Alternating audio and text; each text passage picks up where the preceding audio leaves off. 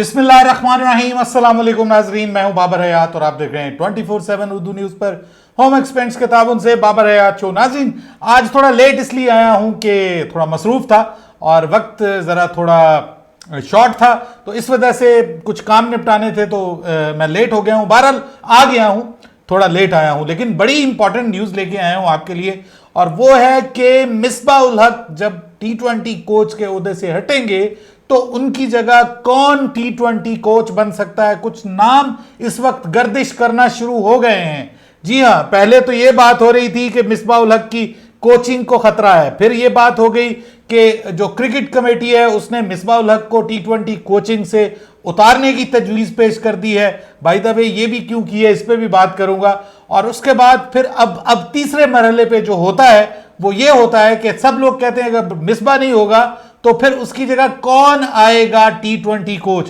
कुछ नाम आ रहे हैं, 3-4 नाम आ रहे हैं, वो कौन कौन से हैं आपके साथ शेयर करने जा रहा हूं। फिर आपसे राय भी लूंगा कि आपके ख्याल में बेस्ट कोच कौन हो सकता है T20 वर्ल्ड कप के लिए।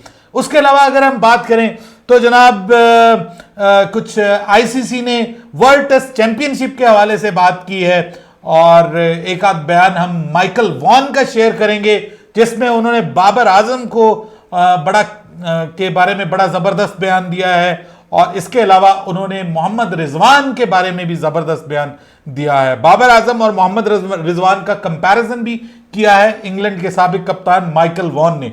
इस पर भी बात करेंगे, और बात करेंगे कि आईसीसी का जो वर्ल्ड टेस्ट चैंपियनशिप है उसके हवाले से आईसीसी ने एक बड़ा ऐलान किया है, और क्राउड के लिए भी खुशी की खबर है, वो भी आपके साथ शेयर करेंगे। और फिर आपके साथ बात करेंगे कि आज जो मैच हुआ उसका श्रीलंका वर्सेस बांग्लादेश, उसके ऊपर भी बात करेंगे। तो अगर आप हमारे नए व्यूअर हैं तो प्लीज हमारे इस YouTube चैनल को जल्दी से कर दीजिए सब्सक्राइब, और बेल आइकन को पुश करना मत भूलिएगा। मुझे फॉलो कीजिए इंस्टाग्राम पे @बाबरहयात शो, हमारे पेज को लाइक कीजिए फेसबुक पे @बाबरहयात शो। और अगर आप दुनिया भर की क्रिकेट पे मेरे तज्जिए और तबसरे देखना चाहते हैं तो वर्ल्ड क्रिकेट न्यूज हमारा दूसरा YouTube चैनल है, उस पर आइए, हम पूरी दुनिया की क्रिकेट के ऊपर उस पर बात करते हैं, तो नीचे उसका लिंक मौजूद है। और अगर आप मेरी क्रिकेट से अलावा मेरी हरकतें देखना चाहते हैं तो मेरा व्लॉग्स का चैनल है बाबर हयात व्लॉग्स के नाम से, उसका लिंक भी नीचे है। ये आपकी अपनी पसंद है, आए ना आए। अच्छा जी, अब बात करते हैं। सबसे पहले तो माइकल वॉन की बात कर लें। तो जनाब माइकल वॉन से पूछा गया कि फैब 4 माइकल वॉन के कौन से हैं, तो माइकल वॉन ने यह कहा कि जी मैं तो फैब 4 नहीं कहूंगा, मैं फैब 5 कहूंगा, यानी 5 बड़े खिलाड़ी इस वक्त दुनिया के fabulous players of the world कौन से हैं। तो सबसे पहले उन्होंने कहा जी कि बाबर आजम फैब 5 में जरूर होंगे, तो बाबर आजम को उन्होंने शामिल किया।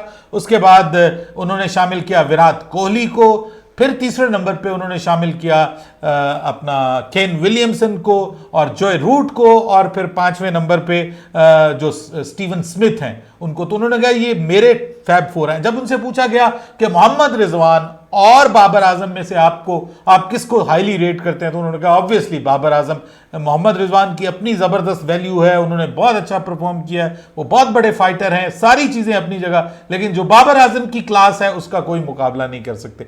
अच्छा, बाय द वे उन्होंने एक और बात की है जो कि इंडियन क्रिकेट फैंस के लिए बड़ी जबरदस्त है। उनके मुंह से वैसे इंडियन क्रिकेट की तारीफ कम ही सुनते हैं, लेकिन इस बार उन्होंने ये कहा कि अगर किसी खिलाड़ी को, वो इंडिया के किसी खिलाड़ी को इंग्लैंड टीम में चाहते हैं तो वो रोहित शर्मा है। और फिर उन्होंने ये भी कहा कि वो मुंबई इंडियंस में खेलना चाहेंगे रोहित शर्मा की कप्तानी के अंडर, क्योंकि उनको रोहित शर्मा की कप्तानी बहुत पसंद है। इंडिया में भी बहुत सारे लोगों को रोहित शर्मा की कप्तानी पसंद है, और बाज़ औक़ात तो वो ये कहते हैं कि रोहित शर्मा को इंडिया का वाइट बॉल कैप्टन भी होना चाहिए।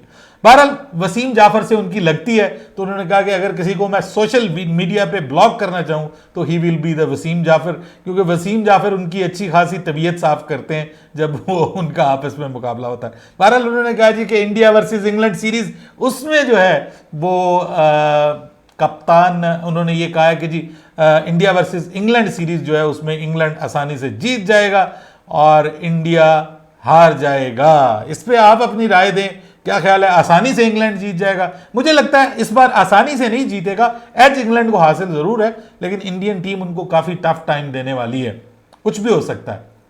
बहरहाल जी, अगर हम बात करें अब जरा जल्दी से कि पाकिस्तान का अगला कोच कौन हो सकता है जी। पाकिस्तान का T20 कोच के लिए जी जो सबसे पहले नाम लिया जा रहा है वो एंडी फ्लावर का नाम लिया जा रहा है। ये पता चला है कि पीसीबी के उनके साथ पहले भी मामला तय हो गए थे, लेकिन क्योंकि वो पीएसएल ही नहीं हो पाई और कंप्लीट नहीं हो पाई और क्रिकेट के ऊपर सवालिया निशान लगना शुरू हो गए, तो इस वजह से फौरी तौर पे पीसीबी ने उस वक्त वो फैसला लेने से गुरेज किया।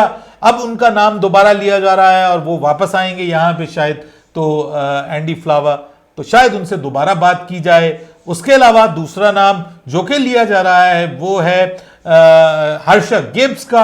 हर्षल गिब्स जो हैं उनके बारे में भी बात की जा रही है, वो कराची किंग्स के कोच हैं, उनसे भी बात की जा सकती है। वो वाकई बहुत ज़बरदस्त प्लेयर हैं, उन्होंने तो दुनिया की क्रिकेट का स्टाइल ही बदल दिया था।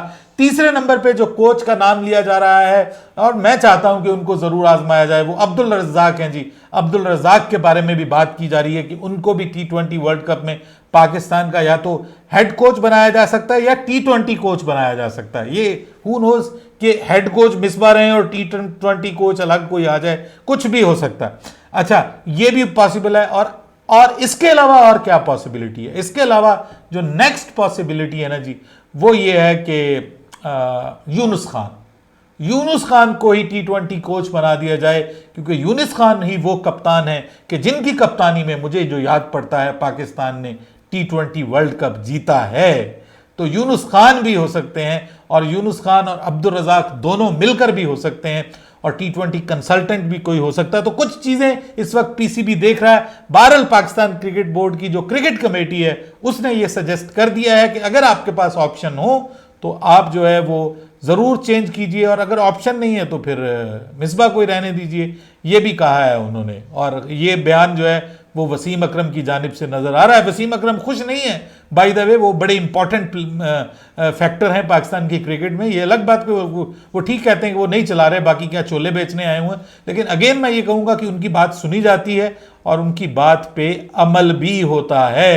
मोहम्मद आमिर को वापस ला रहे हैं वो टीम में, बहुत ज़्यादा ग्राउंड बना रहे हैं वो मोहम्मद आमिर के लिए, और मोस्ट प्रोबेबली मोहम्मद आमिर आपको T20 वर्ल्ड कप में नज़र आ सकता है या उससे इवन पहले भी नज़र आ सकता है। ठीक है जी, इंग्लैंड की सीरीज़ के ऊपर बहुत सारा चीज़ें इसके ऊपर डिपेंड करती हैं। और अगर हम बात करें जी पीएसएल के हवाले से, तो नसीम शाह के लिए हमारी आवाज़ हमने उठाई तो वो सुनी गई है अल्हम्दुलिल्लाह। नसीम शाह जो हैं वो अपनी टीम को रीज्वाइन कर सकते हैं, उनकी सज़ा माफ़ कर दी गई है और उनको दोबारा जो है वो शामिल कर लिया गया है बायो सिक्योर बबल में, लेकिन उनको पहले टेस्ट देने पड़ेंगे। 25 जो खिलाड़ी हैं जो यहाँ पे लटके हुए हैं पाकिस्तान में, उम्मीद है कि वो कल उनका वीज़ा फाइनल हो जाएगा और कल वो रवाना हो जाएंगे किसी टाइम शाम के वक्त और या फिर परसों। और दूसरी जानिब जो है वो जनाब, अगर हम बात करें जो साउथ अफ्रीकन और इंडियन जो मीडिया टीम है वो भी मोस्ट प्रोबेबली कल वहाँ पर पहुँच जाएगी। तो ये तो हो गई पीएसएल के हवाले से बात। उसके बाद इंडिया वर्सेस जो न्यूजीलैंड फाइनल हो रहा है वर्ल्ड टेस्ट चैंपियनशिप का, उसका छठा दिन भी रख दिया जी। उन्होंने कहा कि खुल के खेलो नौजवानों, छठे दिन में भी अगर तुम फैसला नहीं करते तो फिर जो है दोनों को मुश्तरका चैंपियन करार दे दिया जाएगा, लेकिन छठा दिन भी होगा। अगर फैसला 5 दिन में नहीं होता तो छठा दिन भी मौजूद है रिजर्व डे फैसला कुन बनाने के लिए। अब इंडिया जीतता है या न्यूजीलैंड? नीचे कमेंट्स में आपका फेवरेट कौन है, इंडिया या न्यूजीलैंड? मुझे लगता है कि न्यूजीलैंड को थोड़ा सा एज हासिल है, क्योंकि न्यूजीलैंड और इंग्लैंड के दरमियान 2 टेस्ट मैचेस की सीरीज अब स्टार्ट होने जा रही है, जो कि 2 जून से स्टार्ट होगी। पहला मैच 2 जून से, दूसरा मैच 10 जून से। इन मैचेस में अब क्राउड भी आएगा, क्योंकि इंग्लैंड में क्राउड के ऊपर पाबंदी खत्म हो गई है और वर्ल्ड टेस्ट चैंपियनशिप में भी क्राउड आपको देखने को मिल सकता है, और फिर पाकिस्तान और इंग्लैंड सीरीज में भी क्राउड आपको देखने को मिल सकता है। बाकी सारी जो मैच कंडीशंस हैं वो सारी की सारी वही हैं जो आम मैचेस में होती हैं, लेकिन एक दिन बढ़ा दिया है उन्होंने इसका। उसके बाद बात करें जी कि आखिरकार एक मैच जीत लिया है श्रीलंका ने due to excellent batting of Kusal Perera, के जिन्होंने जबरदस्त किस्म की आज सेंचुरी स्कोर किया, और फिर श्रीलंकन बॉलर्स ने भी जबरदस्त बॉलिंग किया। आज बांग्लादेश बिल्कुल आउट ऑफ टच नजर आया और सिर्फ 180s के अंदर जो है वो बांग्लादेशी टीम आउट हो गई। लेकिन अगेन मैं ये कहूंगा कि बांग्लादेश हैज क्रिएटेड हिस्ट्री और उन्होंने 2-1 से ये सीरीज फिर भी जीत ली है, एंड उन्होंने सब कॉन्टिनेंट की सब टीमों को हरा दिया जी। ये हैं अब तक की अहम तरीन क्रिकेट अपडेट्स, इन पे अपनी राय दीजिएगा। कमेंट सेक्शन में अपनी राय दीजिएगा और फिर मुझे बताइएगा कि जनाब आपके ख्याल में जो वर्ल्ड की टॉप 4 टीम्स हैं T20 वर्ल्ड कप में वो कौन सी हो सकती हैं। बाय द वे वसीम अकरम ने जो टॉप 4 टीम्स बताई हैं उसमें उन्होंने इंडिया को बताया है, इंग्लैंड को बताया है, न्यूजीलैंड को बताया और चौथी उन्होंने वेस्ट इंडीज का कहा है।